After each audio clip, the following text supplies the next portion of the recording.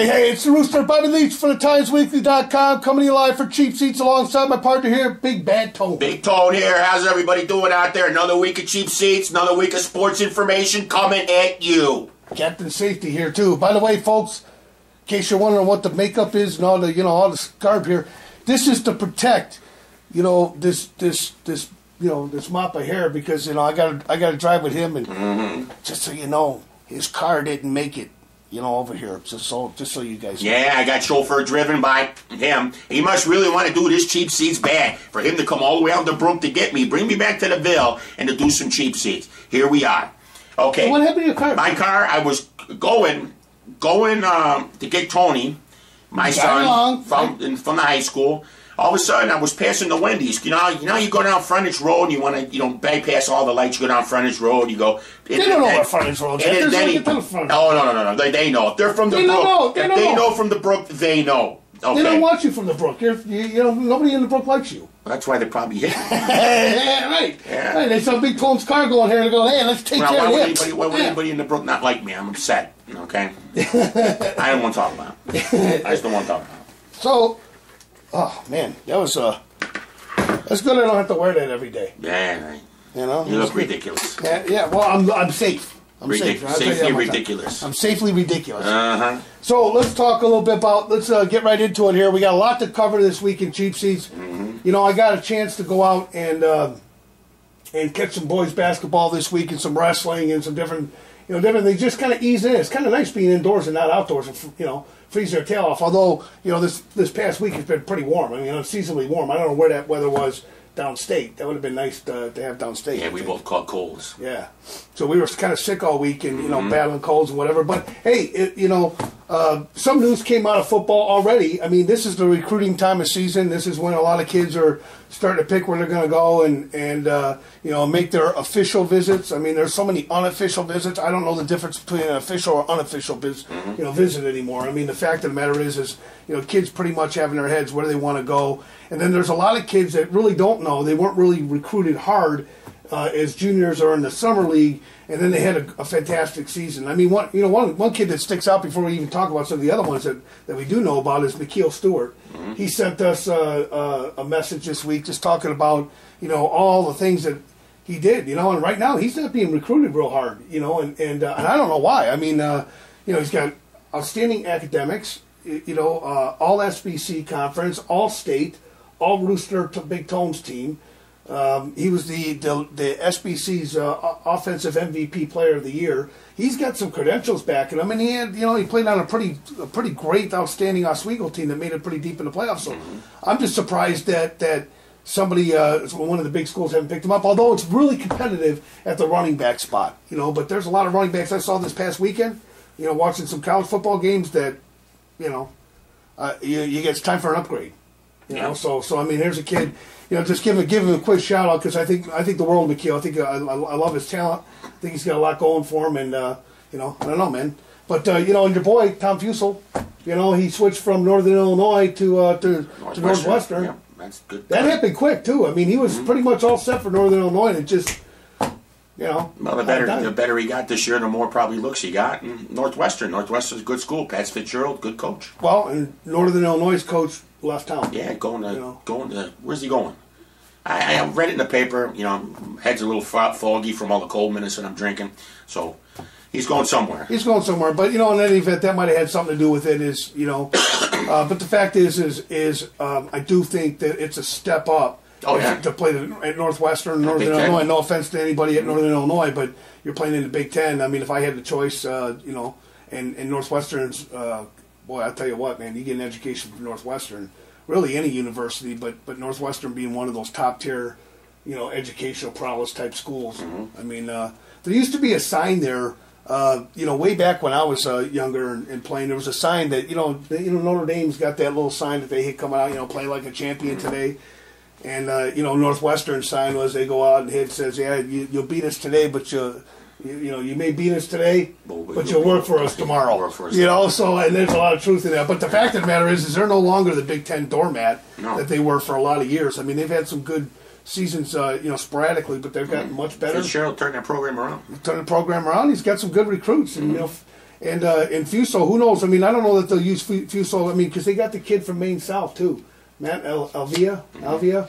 You know, I mean, so they got the quarterback from Maine South, and he's a pretty good quarterback. So now you're getting two quarterbacks with Fuso's running ability. You got to think, hey, they're going to stick him out as a running back or receiver or slot. Balin Jones back there in the backfield, Vitale. Yeah, right. I mean, they've got some, offensively they got some local weapons, and it'd be interesting to see how they do on a national stage because you got so many kids from our coverage area that are playing at Northwestern. So obviously, we're rooting them on, and Ethan Posek, he's going to be graduating from Lamont early. He's been in constant communication with LSU during the season, and he's going to be heading down to LSU and jumping on the good ship Lollipop, trying to get a semester of school under his belt and learning the new offense that he's going to have to learn.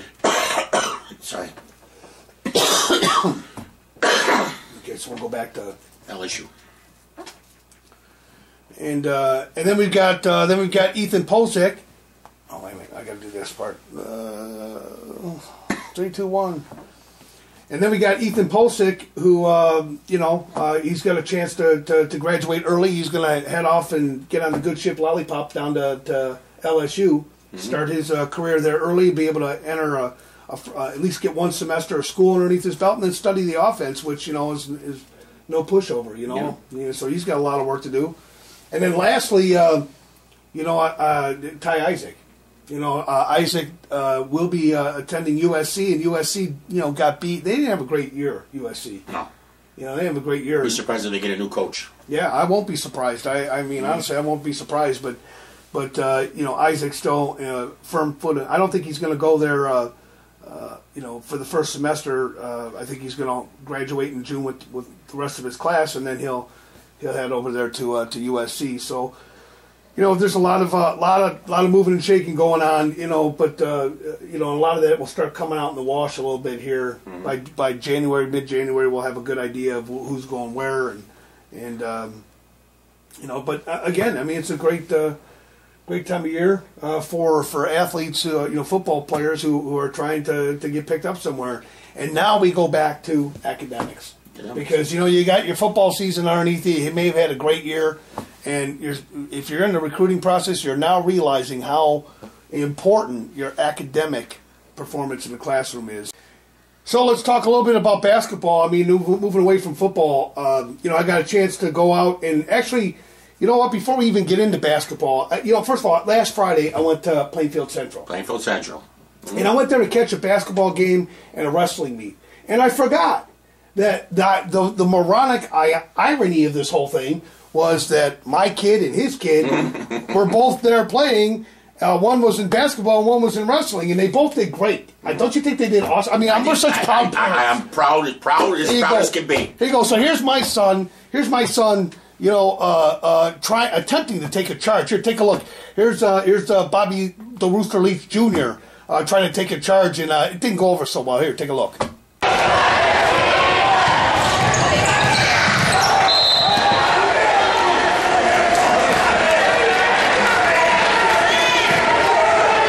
Wow, that's something. Well, he sure took that charge good, didn't he, Rooster? He took it, man. Oh, my goodness.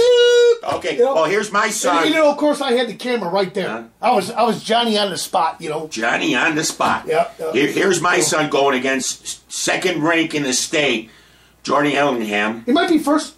Might be second. Ellingwood? Yeah, Jordan Ellingwood. Ellingwood. Better get his name right. I better get his name right because he won't want to pin me, too. Okay. Right.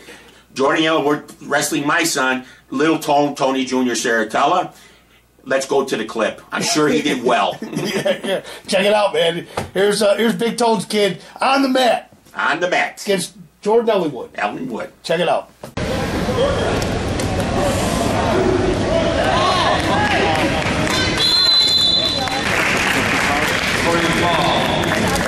Oh, my God. Man, what's up with that? What happened? All that wrestling stuff that you wanted to do, and all of a sudden...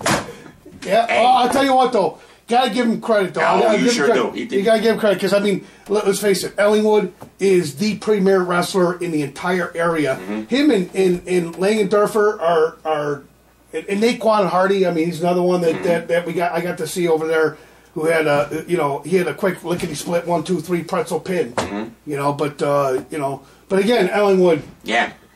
He made quick work. All kidding aside, he went up against a tough one. So, and he did his best. He did a good job. Gave him a little bit of fun. You know what they say? Do your best, get on the net. Yeah, that's what he did. Right. So he's on this.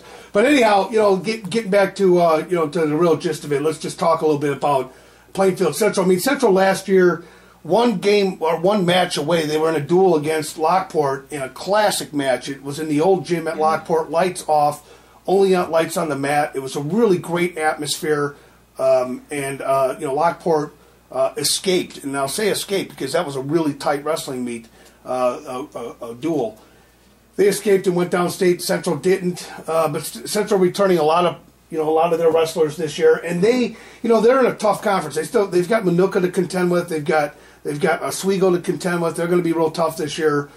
So certainly the SBC is not going to be a pushover. But so far, Ellingwood's undefeated, man. I mean, he's I don't know, man. I think he could be the state champ if everything goes right for him. Although last year he finished third in 3A and wrestling at 3A, but he was wrestling at 182 pounds. This year he's wrestling 40 pounds heavier at 220. So you just not. I mean, no offense, but looking at how quickly he was able to pretzel up. I mean, his speed. I mean, he's a big man, but he's got that speed to go with it, and that's really a competitive advantage. Mm-hmm. So again, I mean, here's what the coach said after that meet. We got to talk a little bit to Plainfield Central's coach and just talked a little bit about what he thought was coming back and what his chances were. Here, check it out. Here's what he had to say. All right, they talk about. I mean, Plainfield Central last year got real deep as a team. I mean, you guys were one victory away from reaching state as a team last year, and you got a lot of that talent coming back. Jordan Ellingwood, obviously flagship wrestler for your program, but you got a lot of other kids that are stepping up, and some of them got their first pins of the year today against Romeoville. Yeah, last year we were, at the end of the year, a very good dual meet team, and we really thought we could go a long way. We lost a close, tough dual meet to Lockport, which was a good team, and I think a lot of teams felt like they could, take state last year. We fell a little short losing to Lockport. We graduated a lot of seniors. We do return a couple studs, and Nick Nazenbenny, Ryan Holzrichter, and Jordan Ellingwood. Those guys have done a nice job, carried the weight at Barrington. But we got a lot of new guys that are stepping up, and they were excited for the opportunity, and they're working hard in the room. But they got to understand that it's a progression, and we want a certain technique, we want the right wrestling, so they're out there being good wrestlers towards the end of the year. And kids were focused today, and they really wrestled today well, and we're good effort. So coach is obviously pretty, he's pretty positive. I mean, but the one thing I like what he had to say is, we're not just going to go out there to win. It's not just about going out there to win. It's about wrestling the right way, and that's what's going to pay dividends. Come February. Is getting wrestlers to wrestle the right way, not just accept the fact that they're stronger or they're a little bit more technically sound than their opponent and they get a quick pin and pat themselves on the back and they come February they don't do anything. So I mean he has the right attitude going into his program. Or on the other hand, on the flip side of that, Coach Bill Norman from Romeoville, he's got a little bit of a. I mean he's got some wrestlers there. Mm-hmm. Caleb Bailey and Naquan Hardy and Stingwood's younger brother did. He played pretty. I mean, he wrestled pretty good too. I mean, I've seen him. Yeah, I mean, he's a sophomore. He's got a long way to go yet, but he's another typical Stingley kid. Just athletic, strong. He's going to be a blessing to that program too. But Romeoville's got some talent, and I think they're going to. They're going to compete, but they wrestled against Manuka the previous night, and then I saw them against Plainfield Central, and I mean just back to back. And plus, the next day I think they had a tournament to go to. Stag tournament. The stag tournament. So which little Mr. Kyle Langendorfer knocked the kid out when he's wrestling. This isn't the WWF. You don't knock people out, okay? Kyle. Yep. I heard he knocked him out for a little bit. Yeah. Yeah, that's what I heard. Like yeah, did the old sandwich thing. The guy was knocked out. Wow. This isn't the WWF. I'd like to see that, but hey, so anyhow, but Romeoville had a lot going on this week. They've had they opened their season with a really tough schedule, and going up against those two programs, they've got all state wrestlers on their team. Well, I got some hints for Romeoville: steel cage matches and steel chairs. Okay, there you go. That's it. Yeah. Yeah, so in any event, if you can buy your own referees too, if you can bring your own referees, I'll give you a shirt. I'll be a referee. Okay, I can't be bought. Yeah. You who's the stale donuts? That's why I'm here. There you go.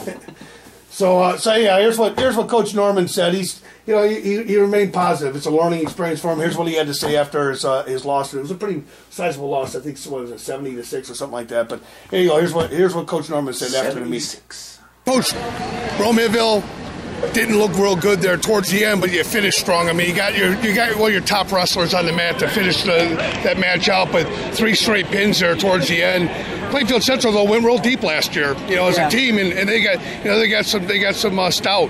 Coming off a pretty tough part of our schedule, we wrestled Manuka last night. They're pretty good. I mean, back to back, them against Plainfield Central. That's a tough road. Yeah. We got a tournament tomorrow. Plus, some of our guys wrestled pretty good. Evan Stingley, big improvement. Sophomore, so. He's got a little way to go, too, though. He was on the mat, and it looked like you were getting a little frustrated, like trying to get him to wrestle, especially at the end there. It was a tight match. He took one bad shot, and I think his opponent, he wrestled him smart. I mean, he pulled him to the edge of the mat, didn't really do a whole lot, wrestled him his way, but Evan took one bad shot and lost. So, when you get a young guy like that, though, especially with his pedigree, at the school and the history there, those are the things that you need to take back to him to keep him grounded, and to make him get better. It's sophomore year. It's a learning experience year for him. I mean, he's going to get bigger, faster, and stronger.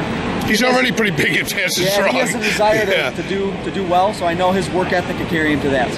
So hey, that's what Coach Norman had to say after that loss, and but he remained positive, and it's a long season. He's got some wrestlers there that can wrestle. He's got he's got to get himself and his team to February.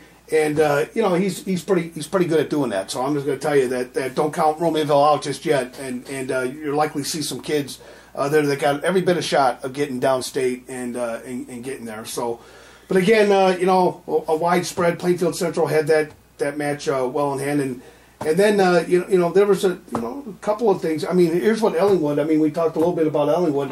He remains confident. I mean, that's the thing is Ellingwood may be the best wrestler in the area, but he knows he has to prove it every night on the map. Here, check out what he said. When I caught up with him after he beat who. Ooh. Here you go. Here's the tape. Roll it. And with Plainfield Central taking on Romeoville here, and Jordan Ellingwood, back at it. Had a bit of a run there. Last our viewers got to see you playing football and running and scoring touchdowns, but now you're back at really what you do best. I mean, you're a good running back, all that good stuff, but I mean, you're an all-state wrestler, and you're wrestling like that here early. I mean, how difficult was it to get into wrestling shape? Come off the football season, and what are your expectations of this year? I know you want to get on the medal stand. Oh yeah, they're coming from football to wrestling. It's definitely 2 different conditions. Yeah. Everything. My plans are just to go out there and wrestle as hard as I can and take it home. Last year you guys, we're just easing in over at the Sports Desk on the wrestling this year, but last year, you finished the season with that real classic event over in Lockport, and it was a great event. But I think you want to, as a team, try to get downstate this year. Yeah, we definitely want to try and do that. Like we know we can do it. We have the keys and everything. We just need to keep working hard. What are you hoping, college-wise? I mean, which direction are you going? Because I mean, obviously schools are probably looking at you a little bit for football too. Yeah, I actually don't know what I want to do yet, but just looking so far. Yeah. So I mean, but you haven't really decided, which way you want to go yet. Warm, South, Midwest. No. So I can't bend you. I can't bend you a little bit to get those college scouts out there, get them excited. No, I don't know what I'm gonna do yet. Probably wrestle. Good politician, man. Yeah. So that's what Ellingwood had to say after his match with Big Tone's kid, and Tone. I don't know. Maybe he took off running after he saw that match. But in any event, Ellingwood had a great match, and then I got a chance to scoot across the gym and go see Plainfield Central take on Romeoville boys basketball. And Central once again had the upper hand against Romeoville and laid one on the Spartans. I caught up with Steve Lombardi after the game. Lamberti, actually. Lambeau Field. I keep thinking Lambeau Field, right? But, of course, the Bears, they didn't do that good this past weekend anyhow. So that's a whole entirely different story. But in any event, check out what Coach Lamberti said about cheap seats. I got a chance to talk to him after it, and Big Tone, when he gets back from wherever it is that he's at, probably, trying to scope my refrigerator right now. But in any event, here's what he had to say. Check it out. I know you get paid for it, but let's face it, you get paid crap. Sure. You get paid crap money to be a coach. I mean, for the hours that you got to put into it, you got to want to coach. It's not because you're doing it for a new car, or something like that. Right. There you go. But I mean, talk about how much of an impact it is to have home court advantage in high school basketball. We talk about to our guys all the time. These guys don't care if we win or lose, but they're having fun, and that helps us have fun. We got Spider-Man out there, we got faces out there, we got guys chanting silly things. Like I said, you got Gumby, we got some refs in the front row. Our kids have fun. They want to have fun. And if they're having fun, then we're having fun. It's a lot easier for us as a team, as a program, even as a coaching staff to kind of feel that energy from the fans. They're always great, and the more wins you get, the more fans you get. It's not a surprise. So whether there's 10 people or 1,000 people, when they're having fun, we have fun. And we got great kids, and like you said, in Plainfield, I mean, it's that we're better than you mentality, and we're going to prove it. And everywhere you go in this district, you get that kind of mentality. It's a lot of fun. It really is. There's no better feeling, and I tell these guys this year, there's no better feeling than walking out from a tunnel right before a game, when the cheerleaders are cheering, the band's playing, or the music's on, clock's ticking down, guys are rolling. That's a great feeling. And we want our guys to enjoy that feeling and take that to heart and not take it, for granted. Well, I remember, as long as, because I know Big Tone's probably, thinking about the song "Feelings" right now. But I guess the big feeling that I got, really, the best memory I have here was Curtis hitting that 3-pointer a couple years ago in the corner. That was a huge thing. We still got that on camera, but man, what a great moment. Those are the moments that whether you play or you don't play on the bench, you come off the bench, everybody has the ability to hit that one shot. Last year, a bunch of our seniors who didn't play a lot, that was their moment. You give that kind of one big memory. It was the big shot that Kurt hit. And it wasn't even them making the play. It was them watching it. I'd say what? You watch that tape. Kurt lets go of the ball. Derek Marks, who had fouled out. Yeah. He was already on fire. Yeah. He knew it was going in. Right. Yep. We showed it over and over again. And we didn't even watch the shot go in. We watched our entire team know it was going in. Yeah. And I know that was a couple years ago, but that's honestly, Tony, feelings, right? That's how we feel about our kids. Good things are going to happen to you when you just get in here and work hard. Hey, man, Coach Lamberti. Am I saying his name right? Lamberti, L-A-M-B-E-R-T-I. I say it right. You say it wrong. You say Lombardi. Well, everybody wants to be like Coach Lombardi, Yeah, I tell you what, I asked him, I said, hey, man, talk about your coaching prowess at Plainfield Central, which is not Lombardi. He doesn't have the ability to win the big one, doesn't he? Just taking a guess. No, we did. We were kind of being smart Alex and threw it out there, and he was a great sport, man. Here, check out what he said. I think he looked at me for a second, kind of thought about it for a second, and then started cracking up. But it was a great little one-liner there. Mm-hmm. But he took it all in good stride, and that's why I love going to Plainfield Central. It's a lot of fun watching basketball there. But here, check it out. Here's what he had to say about his coaching prowess. With Plainfield Central, Coach, and Coach, you probably don't even watch Cheap Seats. Can't lie, I haven't seen it. We've talked. See, that's it. We talked about it enough. I'm in the cheapest seats of all at Plainfield Central for everybody that's at home. But anyhow, let's talk about your prowess as a coach. I mean, you haven't won the big one yet.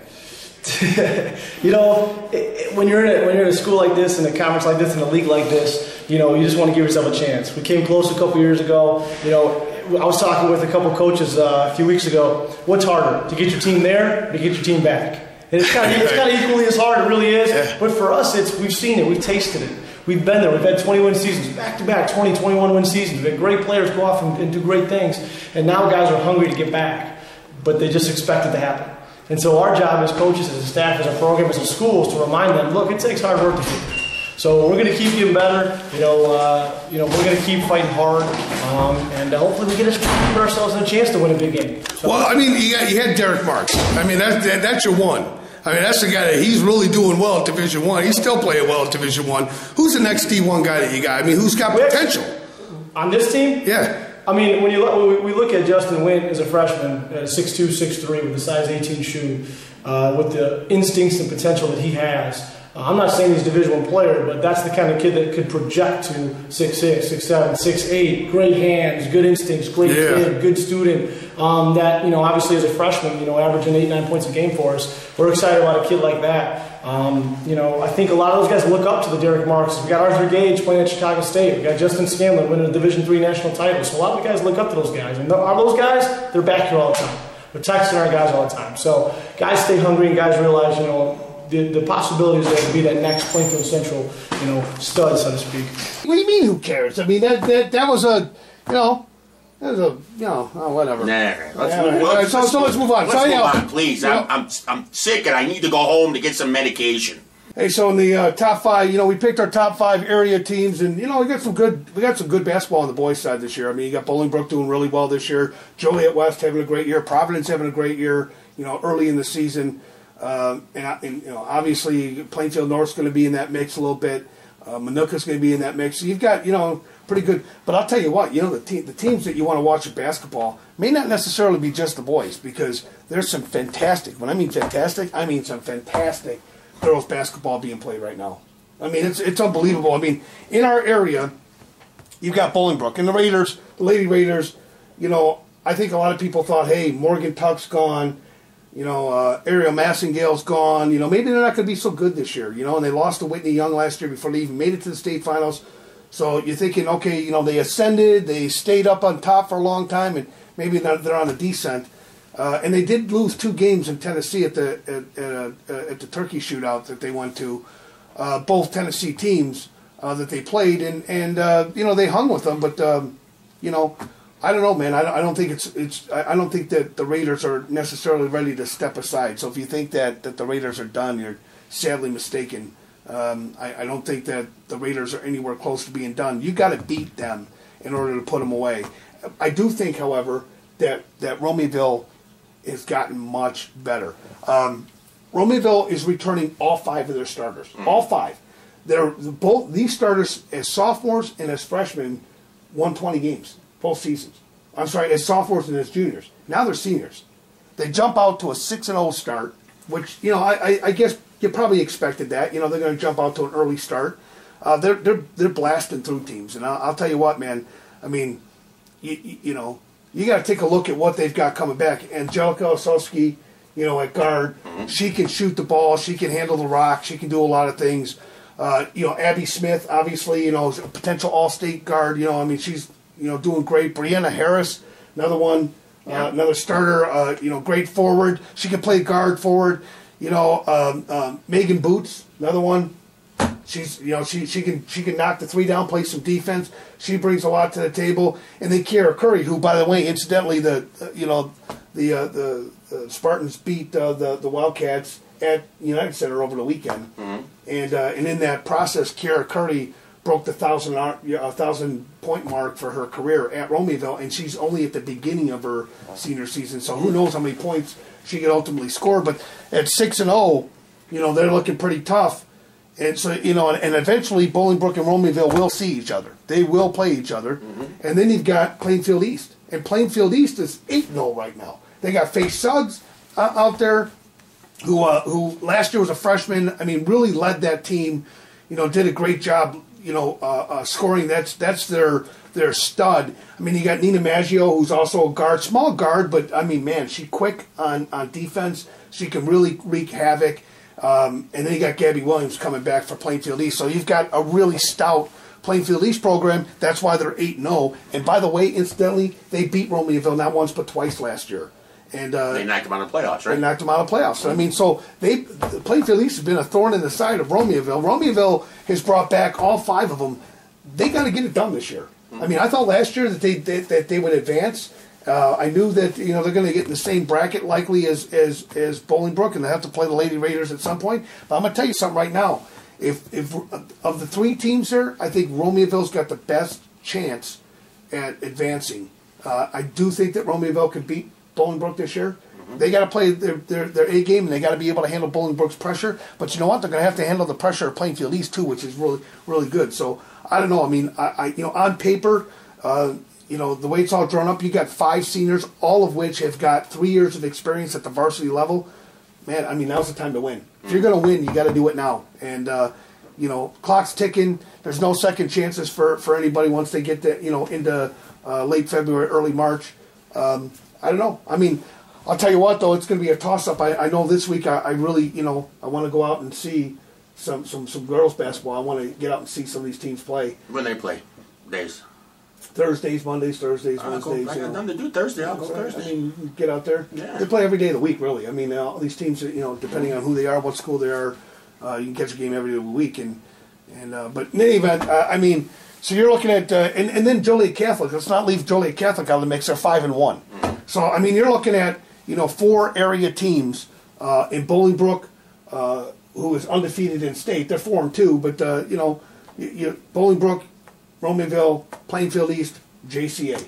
I mean, you've got 4 fantastic programs right now that look really tough to beat. And so, I mean, I don't know. I mean, like I said, I mean, we'll talk about boys basketball and girls basketball, and, sometimes the fan base doesn't always match up. You go into a girls game and you don't see as many fans there, and I don't know why. Because I'll be honest with you, basketball, in a lot of cases, is even better than the boys game, and the speed is better. So, I know there's going to be a lot of coaches out there that are going to be laughing at that, but it's the truth. I mean, I think that there are at least 4 or 5 teams out there that, I'll tell you what, they can hoop. So I'm looking forward to seeing that. I don't know, man. I mean, what's on the docket for this week? What are you going to pick up? I don't know. What do you want me to do? Whatever you want me to do, boss. Well, we'll figure it out for next week. Whatever you want me to do. I'm thinking maybe catch me a basketball game on Thursday, maybe something on Friday, and Saturday I got to work. Got to work in my real life.